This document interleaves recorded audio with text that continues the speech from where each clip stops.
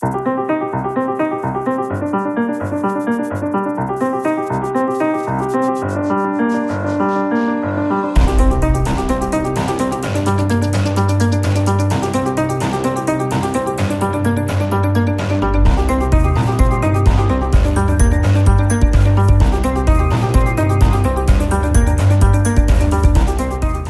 morning, colleagues and guests alike, and welcome to the Police Federation of England and Wales Annual Conference 2018. It's the 94th Police Federation Conference. Was anyone here on? No, of course not. Mr. Lockwood, as the new Director General of the IOPC, the ball is now firmly in your court. Our 120,000 plus police officers up and down the country are looking to you to prove that if they're investigated, they'll be treated fairly, proportionately, and a lot quicker by your organisation than they have done in the past. What would I do? The spotlight's on you, it's just happened. I'm looking at you across the table, and I've just pressed record. If it was me talking to the IOPC, I would talk to them and tell them what happened, because I'd nothing to hide. CPS says there's nothing to see here, but you guys are saying, well, actually, there might be. Yeah, so one's a criminal. That doesn't seem very fair. Life isn't very fair. Why then have we, as police officers, only got 12 months on other emergency workers? That tells me that those in power care more about cats and dogs than they do about you, us, our frontline colleagues. We've got to pursue a sort of complaint against the IOPC ourselves to get so this doesn't happen to another colleague. The other police officers face, like Vaughan earlier, to actually test whether some prosecutions of police officers are actually in the public interest. Because it seems to me that most of them should fail a public interest test, to be perfectly frank. I'm perfectly happy to go with Holly on a cross-party basis and Nick and try and get some commitments from the Chief Crown Prosecutor in West Yorkshire to make some more sensible decisions. I think people should go to prison for spitting at police officers. End of. 53% of our respondents are saying they never or rarely are able to take their full rest break entitlement. This is because we are so short on numbers. We're single crewing, the demand from the public is never ending, yet a basic need that we should all have to go and have that 45 minutes if you're lucky, 10 if you can, just to snatch a quick bite to eat, take your body armour off, have a drink, just chill just for 10 minutes. And the fact that over half of our respondents are regularly not getting their breaks, it really needs to be looked at. The work that the police remuneration body do. Part of what they do in looking at what their recommendation to government for police pay is, they look at recruitment and retention, and they look at evidence. But the government ignored them last year. On our part. Every single Chief Constable would acknowledge the fact that the service is under considerable stress and strain. Whichever measurement you look at, I think there's no argument about that whatsoever.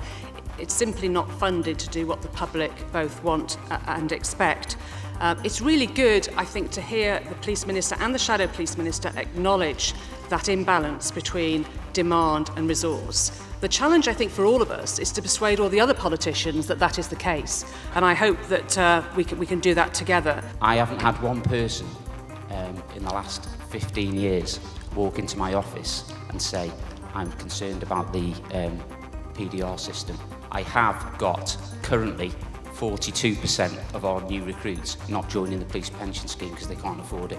So they don't come in and talk about the PDR, they do come in and talk about their finances and how they pay their bills. Absolutely gobsmacked, aren't you? I love this job. And if I had my time over again, I would do it all again in a heartbeat.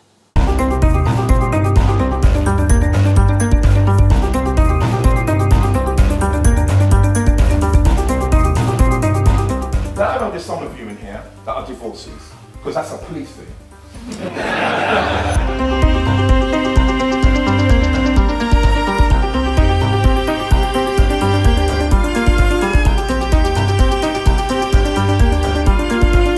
It is important that you listen here today to the voices of experts with years of operational policing experience.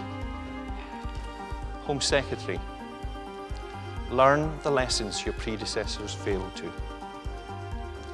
3 years ago, Theresa May accused us of crying wolf. We were accused of scaremongering over the effects of budget cuts to policing. Now, this conference has quite a reputation.